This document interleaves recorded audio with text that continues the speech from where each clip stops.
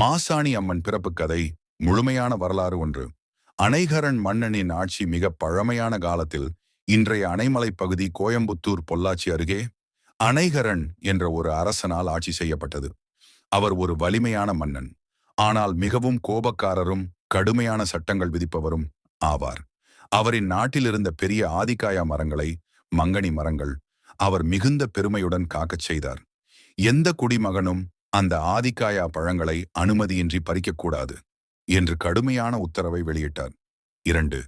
ஏழை பெண்ணின் பசி. அந்நாளில் அப்பகுதியில் ஒரு ஏழை பெண் வாழ்ந்தாள்.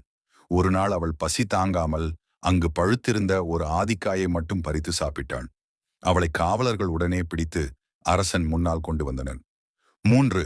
மன்னனின் கொடுமை. அந்த ஏழை பெண் கண்ணீர் மல்க, என் பசிக்காக நான் ஒரு மங்கனி மட்டும் பறித்தேன், என்னை மன்னியுங்கள் அரசே என்று வேண்டினாள்.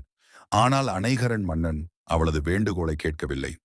என் அரசாணையை மீறினாய், உனக்கு மரண தண்டனைதான் உரியது என்று உத்தரவிட்டான். 4. அப்பாவி உயிரின் பலி. அந்த பெண் தவறில்லாமல் அப்பாவியாகவே கொல்லப்பட்டாள். அவளது அநீதியான மரணம் அப்பகுதியில் வாழ்ந்த மக்களின் மனத்தில் ஆழமான வேதனையை ஏற்படுத்தியது. 5.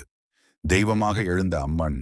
அவளது பாவமற்ற உயிர், அநீதியால் கொல்லப்பட்ட ஆவி மிகுந்த சக்தியாக மாறி அப்பகுதியை அருளால் காக்கும் தெய்வமாக வெளிப்பட்டது.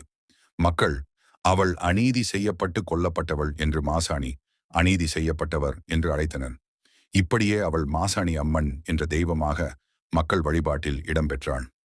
6. மாசாணி அம்மனின் அருள். மாசாணி அம்மன் நீதியின் தெய்வம் என்று போற்றப்படுகிறாள். யாருக்காவது அநீதி நடந்தால் அவர்கள் மாசாணி அம்மன் கோயிலுக்கு வந்து நீதிகள் முன் பிரார்த்தனை செய்தால் நீதி கிடைக்கும் என்று நம்பப்படுகிறது. ஆதிக்காயா தோசை அம்மனுக்கு பிரதான நைவேத்தியமாக செய்யப்படுகிறது. நோய்கள், பகை, துன்பங்கள் எல்லாம் அவளிடம் பிரார்த்தித்தால் விலகிவிடும் என்று மக்கள் நம்புகிறார்கள். முடிவாக, ஒரு பசித்த ஏழை பெண்ணின் அப்பாவி உயிர் அநீதியாக பலியிடப்பட்ட போதிலும் இன்று லட்சக்கணக்கான மக்களின் நீதியையும் நலனையும் காக்கும் சக்தி வாய்ந்த தெய்வமாக விளங்குகிறாள். அவர்தான் அணைமலை மாசாணி அம்மன்.